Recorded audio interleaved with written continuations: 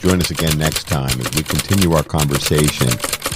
You're listening to the Mind Over Murder Join us again next podcast. time as we continue our conversation. My name is Bill Thomas. I'm a writer, consulting producer, and now Blue podcaster. Hall. I am now trying to use my experience as the brother of a murder victim to Donna help Hall other victims and Mike of violent crime. Margaret. I'm working on Thanks a book for listening on the to unsolved Mind Over Colonial Murder. Parkway Murders, and I'm the co-administrator of the Colonial Parkway Murders Facebook group, together with Kristin Dilley. My name is Kristin Dilley. I'm a writer, a researcher, a teacher, and a victims advocate, as well as the social media manager and co-administrator for the Colonial Parkway Murders Facebook page with my partner in crime, Bill Thomas.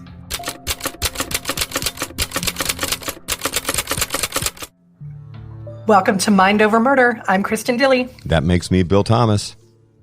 So welcome. We're glad to have you back. Here we are. It's the beginning of September at the time we're recording this. It's starting to behave like fall in Connecticut. What's it doing in Virginia? It is still hot and humid and disgusting. Why did I know that? It won't start behaving like fall until probably 2 more months. It usually gets more like fall closer to Halloween. So, I mean, yeah, just about that probably. And yet sometimes it snows here on Halloween. That's how different it is. That's disgusting. No. Put a few 100 miles between the two of us and the weather's completely different. We wanted to thank all of our listeners here at Mind Over Murder for your help.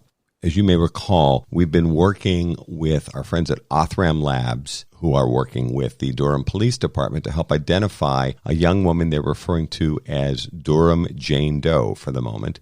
They're looking to raise $5,000 and ask for your willingness to contribute your DNA to DNAsolved.com, their website where your DNA is used exclusively and confidentially by law enforcement in an anonymous fashion to help identify people like Durham Jane Doe. The good news is we've raised $1,000 towards covering the $5,000 cost of conducting DNA tests on Durham Jane Doe. We would love it if you could make a contribution of whatever size, as we have done, and contribute your DNA, as we have done, to help Othram and the Durham Police Department determine who this woman is. Her body was found under very strange circumstances in a storage unit. The unit was rented out between 2010 and 2016. The body was discovered while they were clearing out the storage locker in October 2016. Unfortunately, the man who rented the storage locker had passed away, so they can't ask him questions. Obviously, he probably knew more about what had happened to Durham Jane Doe.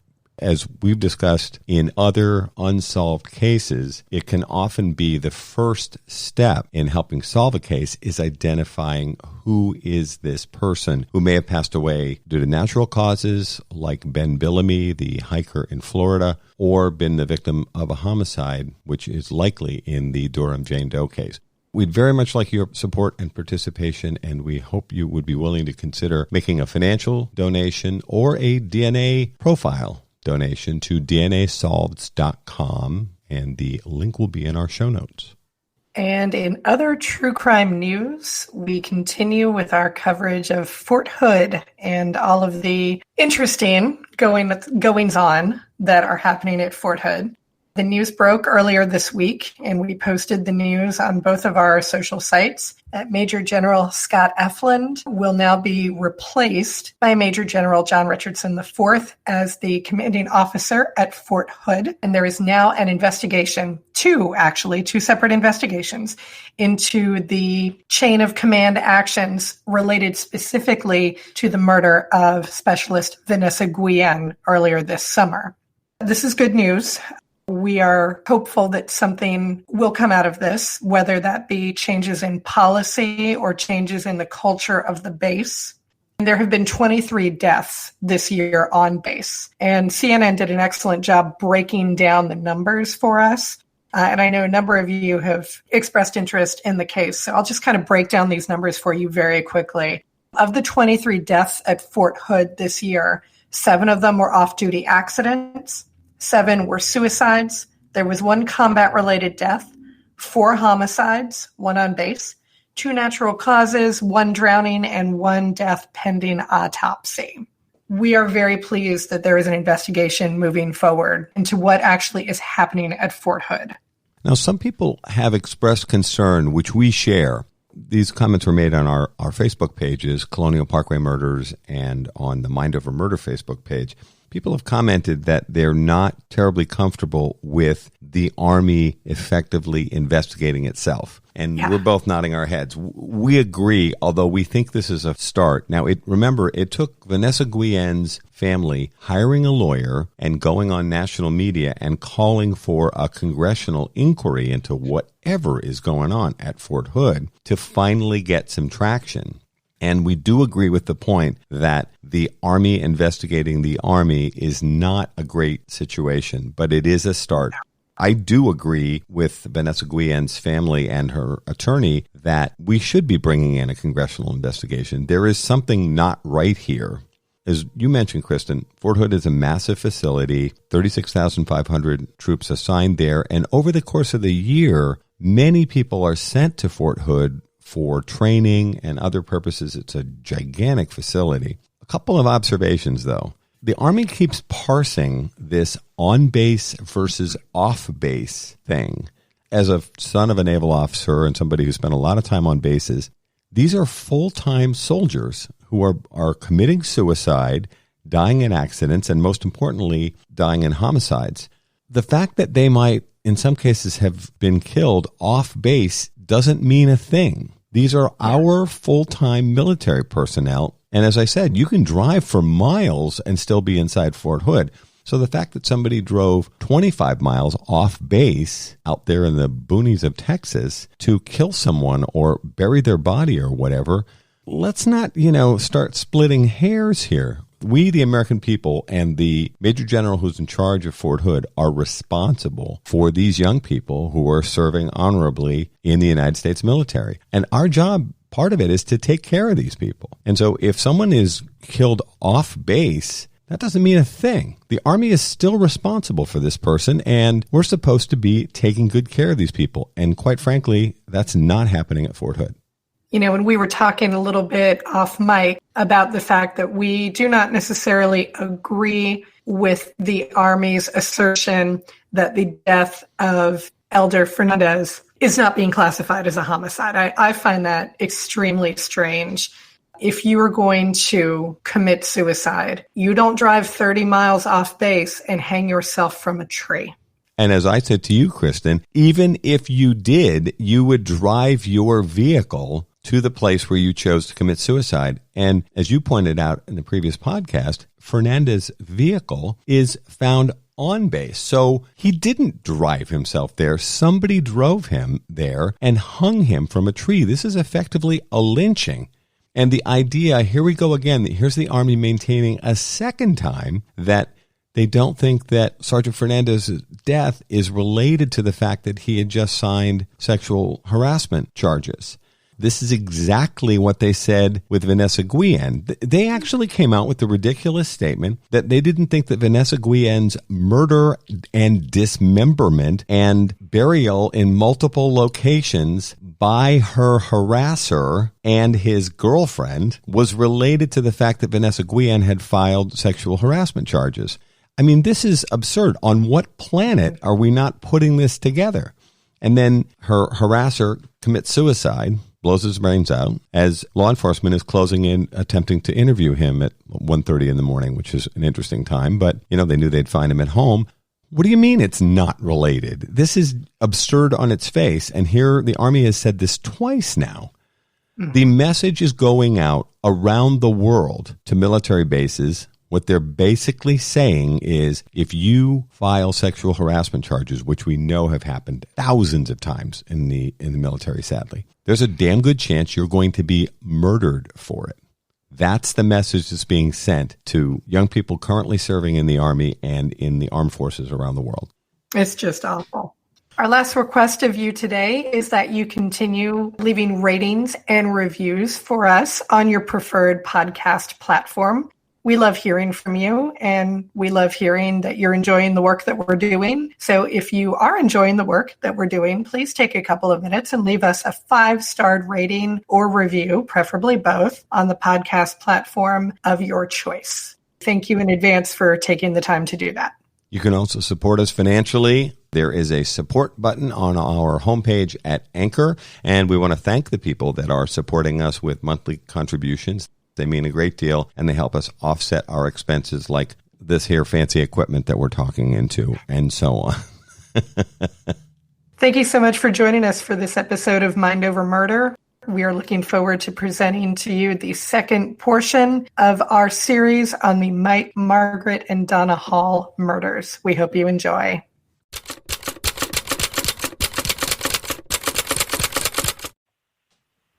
Welcome back to Mind Over Murder. I'm Kristin Dilley. And I'm Bill Thomas.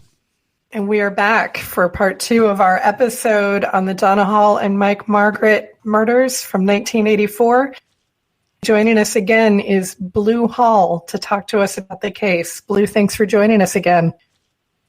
Glad to be here again. He is surviving the rolling blackouts and extreme heat, actually, no joke, in Los Angeles that's going on right now. You guys didn't get the fire tornadoes, did you? I've been seeing really terrifying pictures of fire tornadoes. It's not LA, right? Yeah, that's nowhere near me. I'm down on the coast, so I'm pretty safe, thanks. Your weather extremes, you've not been seeing the 130-degree temperatures we're seeing in the Death Valley. How hot has it been along the coast? I think yesterday we hit a record high of 94 degrees. Where I live. That's pretty hot for coastal California. Yeah, it was warm. Oh, jeez. Yeah, there's worse places to be, right? This is true. Like the Death Valley. Like Death Valley, for sure. So one of the things that I want to make sure we touch on is the fact that Mike's Jeep had blood in it, not just from Mike and Donna, but also from a third sample. And that third sample was type A blood, whereas Mike and Donna were otherwise. So talk to us a little bit about that blood. Was it tested for DNA? Give us a little bit of information about that, if you would. Yeah. The police had determined there was third-party blood droplets at multiple locations inside of Mike's Jeep. Some, I believe, were on suitcases that were in the rear of the Jeep, maybe some on the seat covers in the front. So I think preliminary tests done on that blood indicated a type A blood. I don't know how accurate that is back then. You know, there's experts that could talk all day about that, but I think police may believe that was accurate. As far as DNA goes, the last time, that blood has been tested multiple times over the years, okay? There was not a significant amount of blood. We're just talking a little bit of droplets here and there. You know, I don't know how much exactly in scientific terms. If those murders happened today, then I believe science could probably test that amount of blood almost infinitely, because the blood required today for DNA testing is so small compared to what in 1984, the DNA technology really didn't even exist, right? Correct. But when DNA was first introduced, that was not a lot of blood. So it was tested multiple times. The last time that I know it was tested was in 2006. To your knowledge, is any blood left? I can tell you with 99% confidence, based on who I've talked to at the state lab and other sources, that blood in the Jeep was all consumed in 2006. Yeah, it sounds like. And it does not exist anymore. This is worth recapping for our listeners. A lot of times we are applying the standards of 2020, in this case, to a case that happened 36 years ago. So let's just dial back to 1984 for a second and keep in mind the Colonial Parkway murders start with my sister Kathy and Rebecca Dowski's murder in 1986. So the timeline is very similar. In the mid-'80s, DNA hasn't even made it out of the lab yet. It's not used for forensics, and it's certainly not used in law enforcement applications.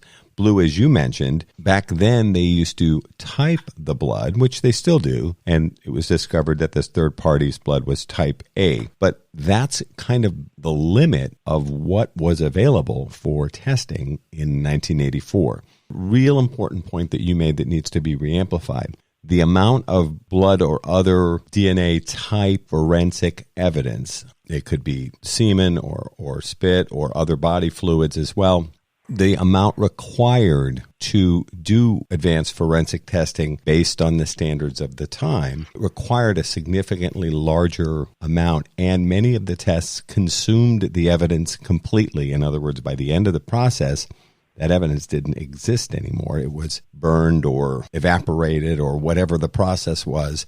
I know the amount of evidence required now is so minuscule compared to what was required back then. Even as far back as 2006, which is not necessarily ancient history, but is 14 years ago as we speak, the advancements in the last 5 years, never mind 14 or 36 years, are so significant. Now, as you were saying, Blue, a much smaller amount of evidence is required, and often the tests don't necessarily consume the evidence. I know it can be very frustrating for people listening to us talk about an unsolved murder case like this, where it's so important to move the case forward. And we're looking at each other and saying, well, it appears, based on what Blue's conversations with State Police Lab and other experts, that evidence is no longer available to us because it's been consumed. I know people find that very frustrating. Trust me, so do we. It's important to emphasize it's no one's fault. They were doing state-of-the-art testing at each step along the way. 1984 or 2006 are not 2020.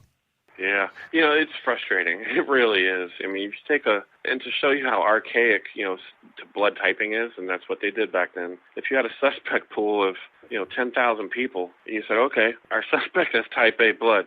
Well, you narrowed it down to 6,500 people, 3,500 people or whatever. It's just not good enough. Having said that, there is a tremendous amount of blood on both victims' clothes. Oh, now that's interesting. Especially Mike. If you think about it, he went through a heroic battle. Right. He's got multiple stab wounds on him, defensive wounds. Police are assuming the perpetrator of that crime injured himself. Hence the blood droplets in the Jeep. They didn't appear to be like blood spatter to me. Mm-hmm. So I'm thinking those droplets ended up in the Jeep after the homicides themselves. Yeah, entirely possible. But in the struggle, which sounds like it went on for some time, oftentimes a perpetrator or perpetrators will also be injured, particularly if you're involved in a death struggle involving a knife. You could easily injure yourself trying to... Yeah, you think about a knife fight with that much blood. Blood becomes very slippery when it's fresh, right? And the handle of the knife becomes very slippery. Yeah, it's a very good possibility whoever did this injured himself. Police at one time suspected the killer may have been left-handed. I don't know how confident they are, but hopefully we'll find out one day. Right. But also, talking about blood, they think these murders happened Friday night. Well, in the early hours of Saturday, August 18th, early AM hours. Their bodies weren't discovered until the 21st of August, 1984. So that's, 3 days later, right? Their bodies sat outdoors, albeit under a whole bunch of pine trees, which can provide pretty good cover. But whatever blood was there had already experienced significant deterioration because of the elements, right? Just out there in the open. Mm-hmm. The blood in the Jeep, on the other hand, that was somewhat protected, although the doors in the Jeep were left open. I don't know if the back hatch of the Jeep was open or if it was open, even if it had a window, I don't know. But yeah, so the blood experienced significant deterioration. And that's one of the things, it's kind of a bad thing for us, but hopefully with the advancement of science, they can collect a third-party blood type from Mike or Donna's clothes. Mm-hmm. Now, were you ever able to put our friend Jared Bradley and MVAC in touch with the State Police Lab? His, just to recap for everybody, his amazing development is this microbial vacuum system that can extract blood from a number of different surfaces, and clothes are among the list, and find much more minute pieces of blood or other evidence. Were they ever able to talk with the lab? I did speak with Jared, who's a terrific guy, by the way. Yes, we think so too. I did not put him in touch with the state lab. I did put Jared in touch with Henrico County investigators in the cold case unit. Great. And I believe they determined that the MVAC technology was not the ideal method at this time. Right. So that was sort of a no-go. Mm-hmm. And I don't know why. It may be budgetary. It may just be the condition of the evidence as it exists today. I don't know. I don't think I'll ever know that. I think putting the experts together with the investigators is key. But obviously, we're having this commentary and discussion. We don't have all the information ourselves. It's not like we can make decisions for the Henrico investigators or other folks. I think putting the smartest people together to discuss options is always a good thing to do. Also, I want to continue the discussion on the blood, because it's very important. You know, even if they somehow develop a suspect without any physical evidence, I think this case would require some sort of physical evidence for a conviction. Mm-hmm. And I think, police know that. The DA, they know that. And I'd hate to think that the reason they're not collecting more samples from those clothes is budgetary. But I know, if there was $1 million out there unused and they spent enough time on those clothes, they could find perpetrator blood. I have no doubt in my mind. There was also that plaid blanket, too. I'm curious, was there blood on that blanket? Not that I know of. I don't think there was any blood on that blanket. Okay. I know there was a video put out by Henrico decade ago, maybe a couple decades ago, where they had video scenes from the crime scene itself. Yeah, I did watch that. It was very interesting. Yeah, there was a uniformed officer. I think it was uniformed. I haven't watched it in so long I can't remember it. But he was kind of holding up the blanket with a stick or something, saying somebody died on this blanket. I don't think they believe that to be true. Yeah, I had that down in my notes, which is what I was sort of aiming for with that. I do remember thinking that is really something for a uniform to say at the scene. I think he said somebody was killed on that blanket.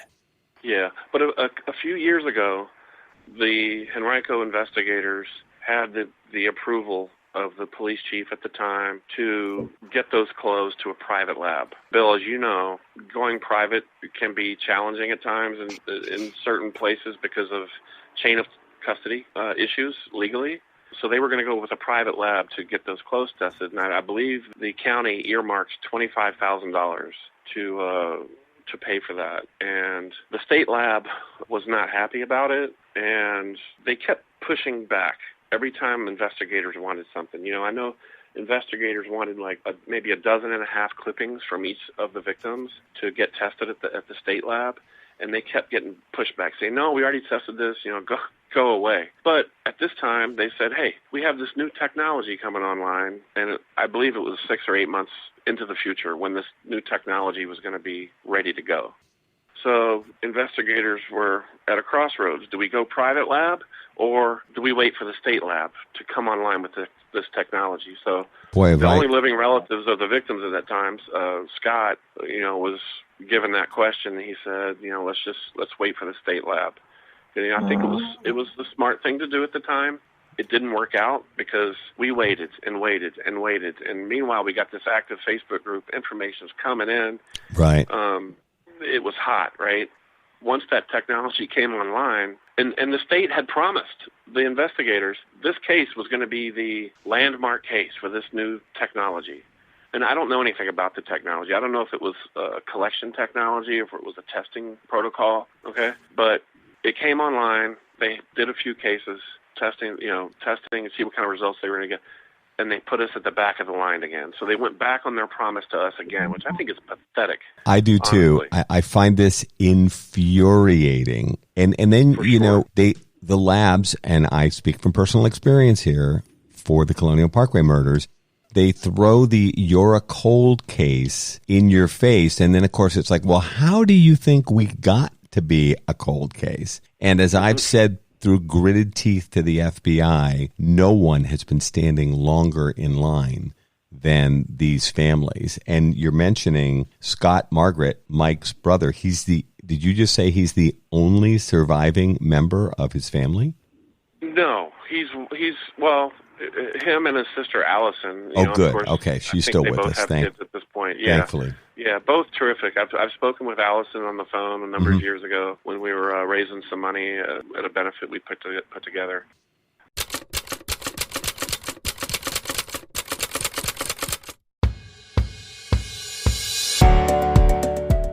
One of the most frequent questions we're asked here at Mind Over Murder is, how can I help? Thanks to Othram, a leading forensic DNA testing lab for law enforcement, you can get involved and help solve real cases. If you have tested at a consumer genetics company, you can contribute your data to DNAsolves.com. The process is easy and confidential. Just 2 simple steps. Your DNA might be the missing piece that helps solve the identity of an unknown person. Then Mind Over Murder will highlight cases Othram is working on to seek your crowdfunding support for DNA testing to help solve these cold cases. Upload your DNA profile to DNAsolves.com. It's easy, free, and confidential. Then join Mind Over Murder as we help families find answers with Othram and DNAsolves.com. Do you like our show, Mind Over Murder, and want to create your own podcast? Well then, let us tell you about Anchor. First of all, it's free. And who doesn't love free, right? I like free. There's creation tools that allow you to record and edit your podcast right from your phone or computer. You can even add any song from Spotify directly to your episodes. The possibilities are endless for what you can create, whether it's music analysis, your own radio show, or something the world's never heard before. Anchor will then distribute your podcast for you so it can be heard on Spotify, Apple Podcast, and many more platforms. And you can even make money from your podcast with no minimum listenership. I like the sound of that. It's everything you need to make a podcast all in one place. Right here, Anchor. Download the free Anchor app or go to anchor.fm to get started on your own podcast. You can tell them Kristin and Bill from Mind Over Murder sent you.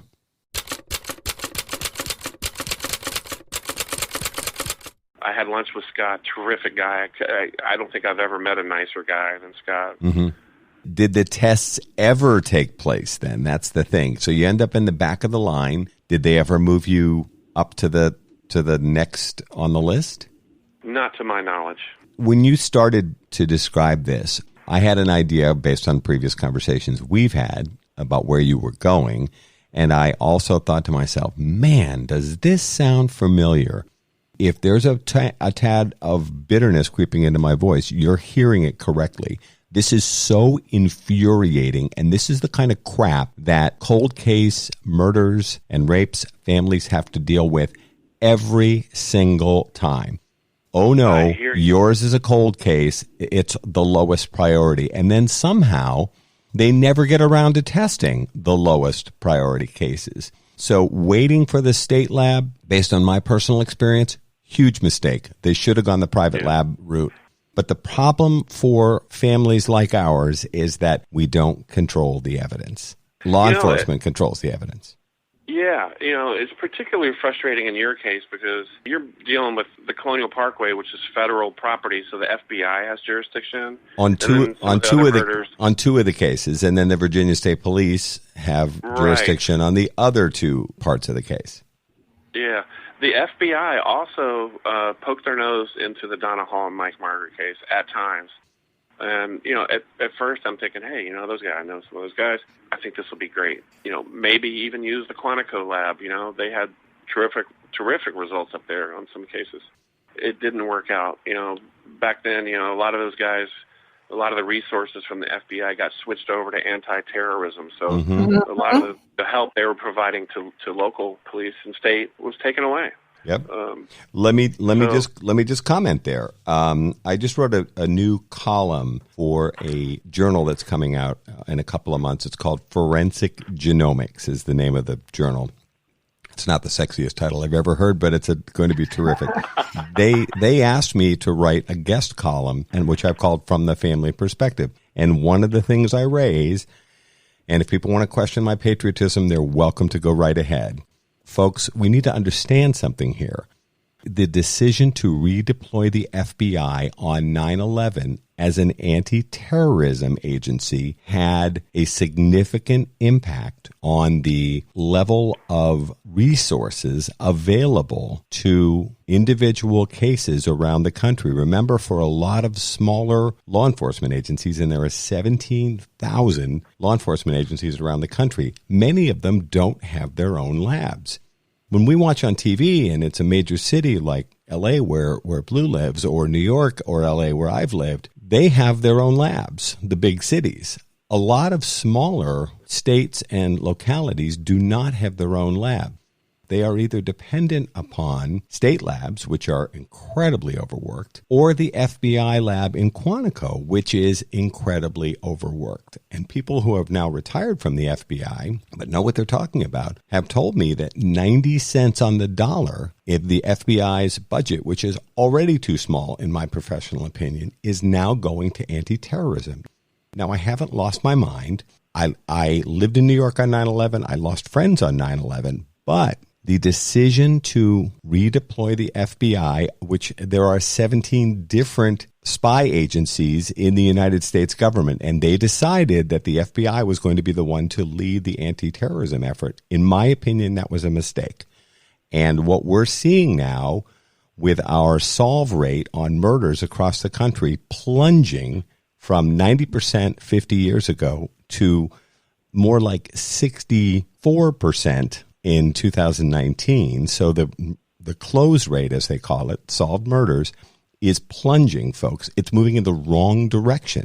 And that's, I think, directly as a result of decisions like, let's redeploy the FBI as an anti-terrorism agency. Quite frankly, I think one of the other agencies should have done it, or we need to expand the FBI. But all I can tell you is waiting for lab results from FBI Quantico, the best lab in the world, but waiting 6 months or a year for a single test result, which is what these families are up against, including mine, is unacceptable. And that's what's happening in these cases.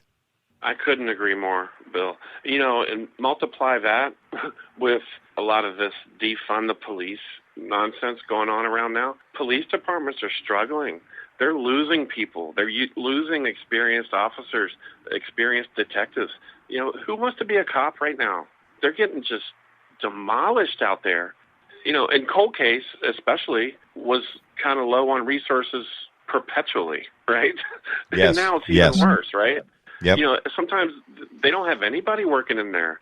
Part-time retired officers come in, they do a great job, but they need some direction. They don't have any warrant power. They don't have any badge, power of the badge. They need to go find an active detective and explain everything to him, and you use his badge to go out and interview somebody on the street. Meanwhile, they're stuck at a desk. Well, perusing old notes. I have this idea, I come from a military family, and here we go again. People are going to say, Bill Thomas is a complete radical. But I have this idea that, well, first of all, I think most sensible people will tell you that America's military is actually too large, like way too large. We're spending more than, I think it's the next 13 countries combined on military. I have this idea, why don't we take 100,000, just to start, 100,000 of our best and brightest military people and offer them full-time, permanently funded, are you hearing me, U.S. Congress? Permanently funded law enforcement positions around the country. Their goal, this is like the moon shot that Kennedy said, we're going to land on the moon in a decade. I think we can do this.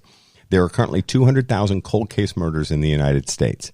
The goal would be to transfer permanently these 100,000 military people into full-time law enforcement positions with full-time benefits, the whole 9 yards. Their goal would be to reduce the 200,000 cold case murders in the United States to 100,000 in 10 years. I think that's an achievable goal. I know it's kind of pie in the sky and all that stuff, but so was President Kennedy saying he thought we could get to the moon in a decade, which we did do, by the way. This is back when the United States actually set big goals for itself. I don't want to, get into a whole big political thing at all. No, we don't. No, Kristin's saying, no, we don't. No, we don't. And no, you're right. So I'm not trying to be political. I think these proposals that I'm putting forward need to be apolitical, non-political. Who would be against solving the 200,000 cold case murders here in the United States? And there are probably at least that number of untested rape kits sitting on law enforcement shelves, according to our friends at End the Backlog. If we began really applying time, attention, and resources to this, these are achievable goals. We just have to decide that this is a priority. I get what you're saying about the whole defund the police. I guess from my perspective, and I've been plenty critical of law enforcement in the it'll be 34 years this fall since my sister died, still unsolved. I've been plenty critical of law enforcement. But I guess what I'm saying is what we need to do is, to use that expression again, redeploy resources into things like cold case homicides that are sitting, in many small departments, there is no one working full time on cold cases. It just doesn't happen. If your case isn't solved in a matter of a couple of months, you're probably out of luck. And I've unfortunately been left to tell families of homicide victims and other folks who've reached out to us to say, you better get ready for the long haul, because unless your case is solved relatively quickly, there's a very good chance it's going to move into the cold case category. So sad, really. Let me pivot us here for a second, since we're already on the subject of the Colonial Parkway murders. I know, Blue, you had mentioned in our previous episode that on your Facebook group, you have a number of topic cards that people can take a look at. And I noticed that one of the topic cards is a possible connection between Donna and Mike's murder and the Colonial Parkway murders. Can you fill us in a little bit about the similarities that you see between the two? And then, Bill, I'm going to ask for your response as well. Yeah, I think the fact that it was a couples killing, Lover's Lane style killing was probably the most obvious similarity. The fact they were it was overkill. But I think state police and local investigators, they were just kind of taking a shot in the dark to see if they could find a link between the two. Nobody ever seriously thought they were connected just because of the location. They were very, very close, just yards from Donna's apartment.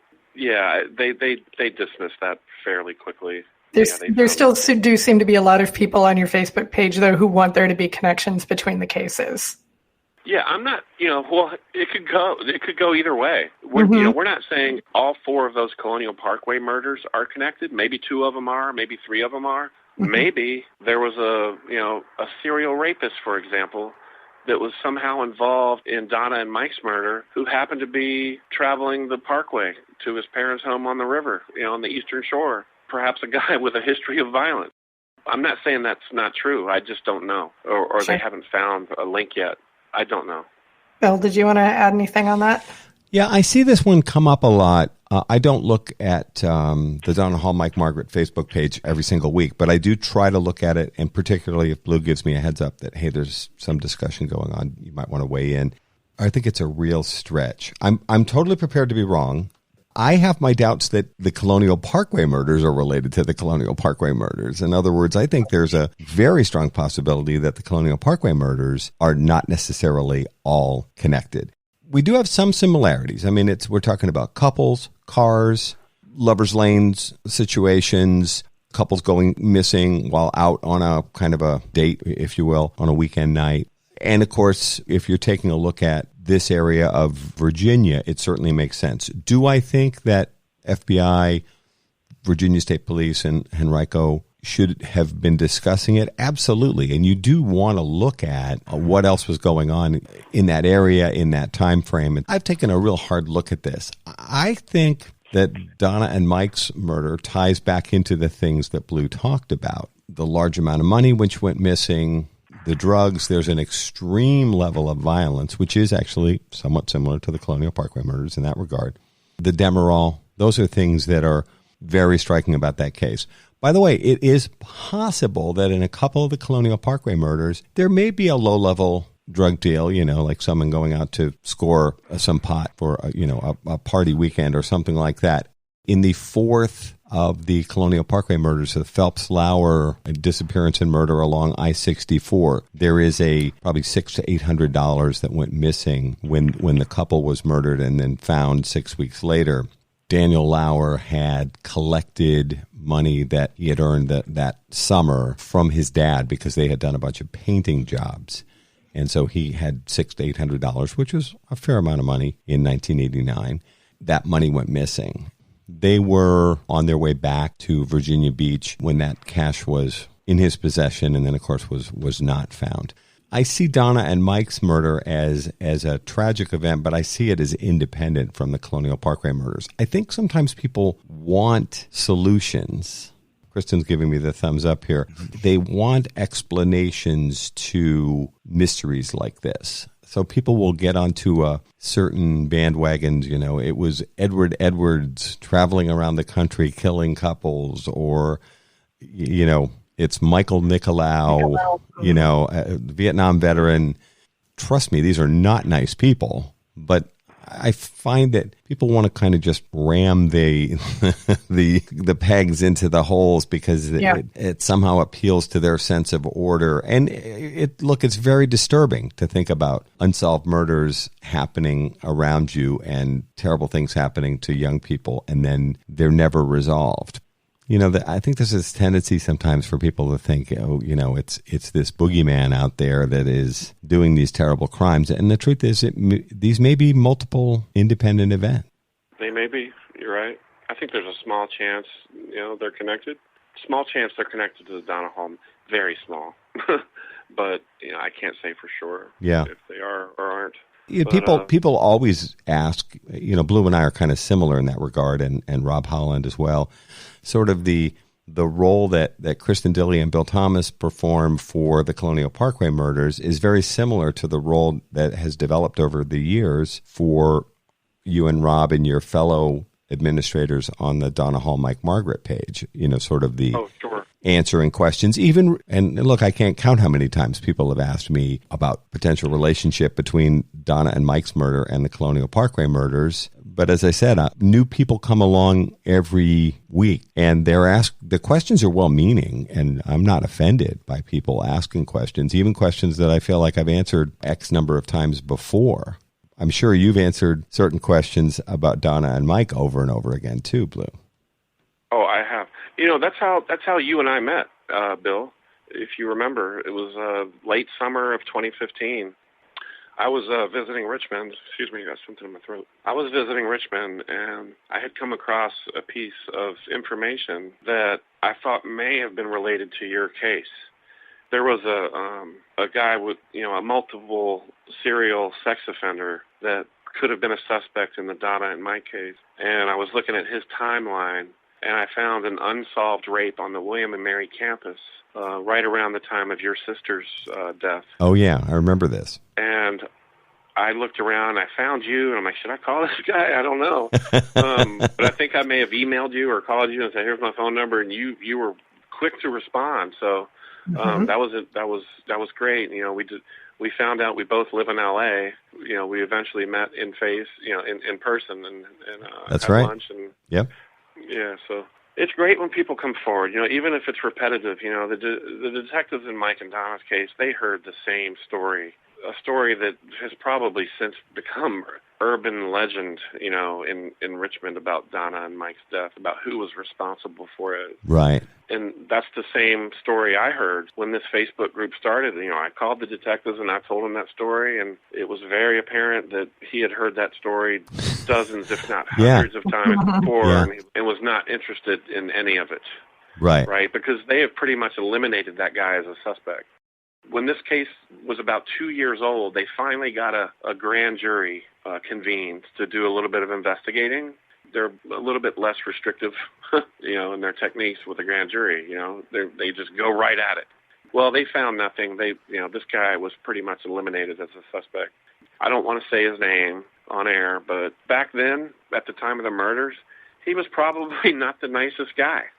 In fact, he had a reputation of liking violence, fighting, more like bar fights and just showing his dominance about his, fighting skills.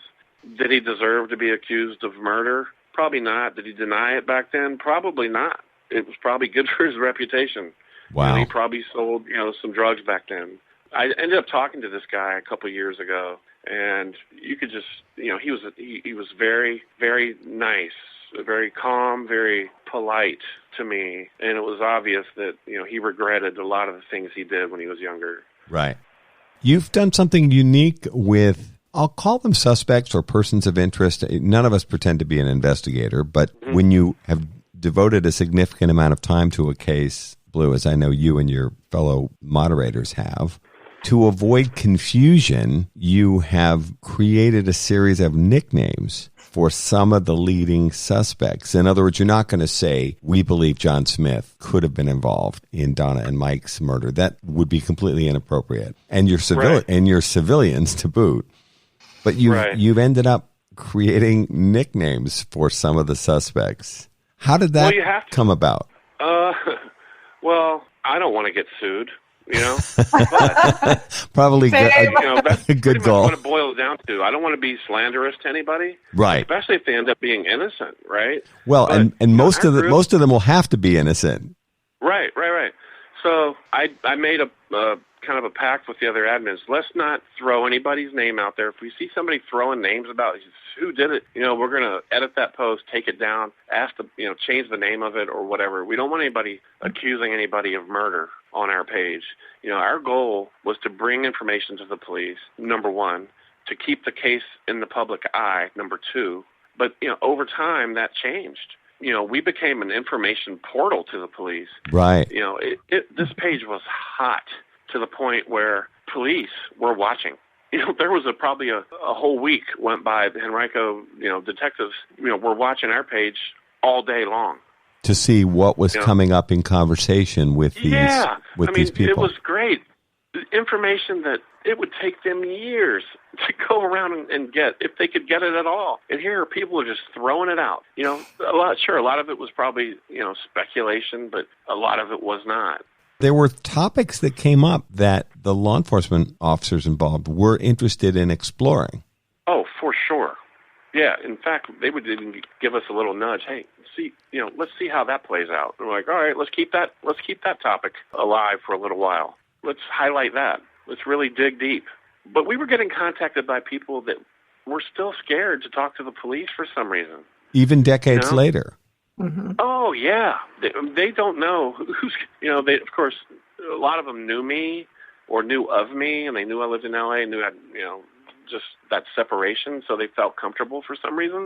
But they were still scared to talk to the police. So we would give the police everything, make sure we're not missing anything. And at the same time, we're learning stuff that is starting to kind of fit a puzzle, kind of leading us in, I think, the right direction. And so when we explore these things, a lot of times, it goes fine. There's nothing there. A lot of times, especially when we start to get resistance from people in a negative way, hey, leave that alone. I'm like, there's got to be something there.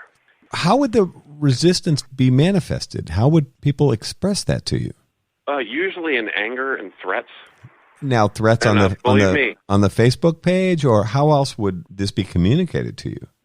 In private, a private message, on a phone call, on a text message. I've friended people on Facebook that I normally wouldn't be. I would normally have no reason to do that. But in the interest of justice, I've friended a lot of people just so I could communicate with them freely, right?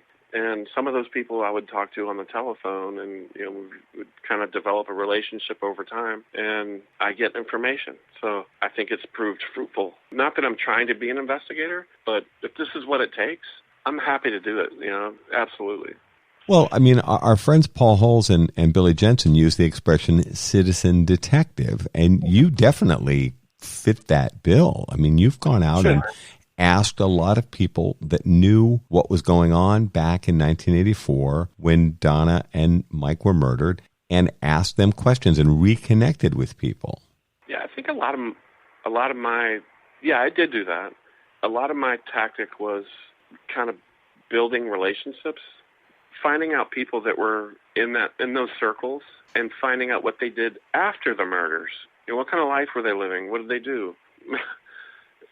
So you learn a lot about people, and then a lot of those stories you follow in different paths, they connect later on down the road, and they all circle back to those murders.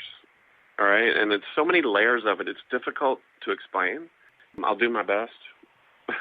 But, for example, we were talking about how Donna and Mike's case may be related to Colonial Parkway, right? Well, one time I was in Richmond, I was taking care of an elderly mother, and I came across this article of an escort service being run out of the apartments where Donna lived, Kings Crossing Apartments.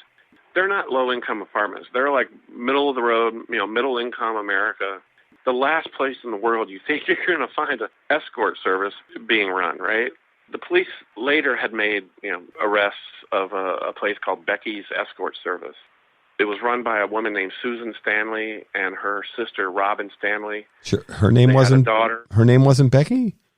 Right. She had bought the business. She was a medical professional, but she made more money running the escort service than she did at her own job, right? Wow. And whether there was prostitution, I don't care about any of that. But no, nor do I. I'm just disappointed her name wasn't Becky, that's all. Okay, so, yeah, the daughter of the woman that ran Becky's escort service, I'm not going to say her name, but she was very good friends with a guy named Michael Locks, a multiple drug trafficker offender who knew several people involved. They were in the same circles in that apartment complex, right?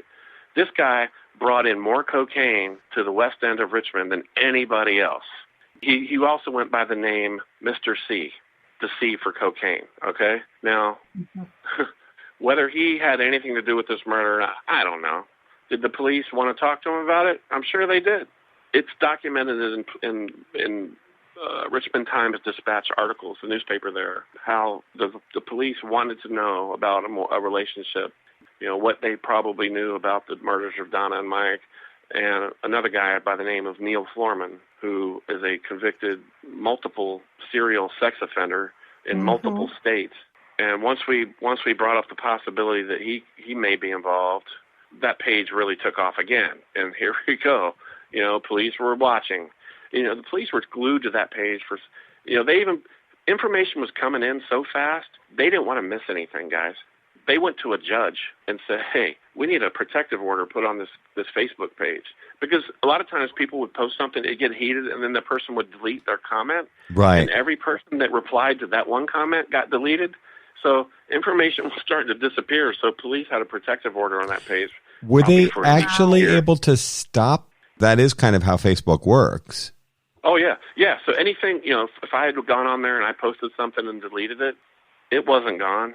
The police had access to it.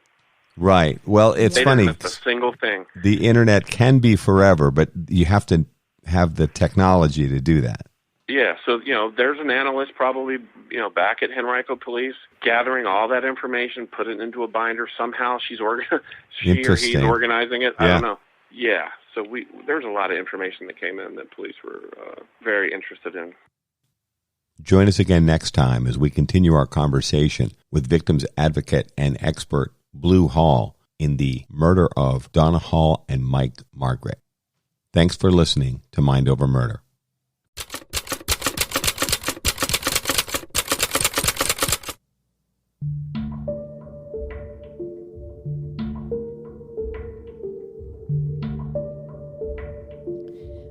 Mind Over Murder is a production of Absolute Zero and Another Dog Productions. Our executive producers are Bill Thomas and Kristin Dilley. Our logo art is by Pamela Arnois. Our theme music is by Kevin MacLeod. Mind Over Murder is distributed in partnership with Crawlspace Media.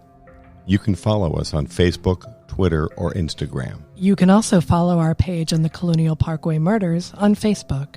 And finally, you can follow Bill Thomas on Twitter at BillThomas56. Thank you for listening to Mind Over Murder.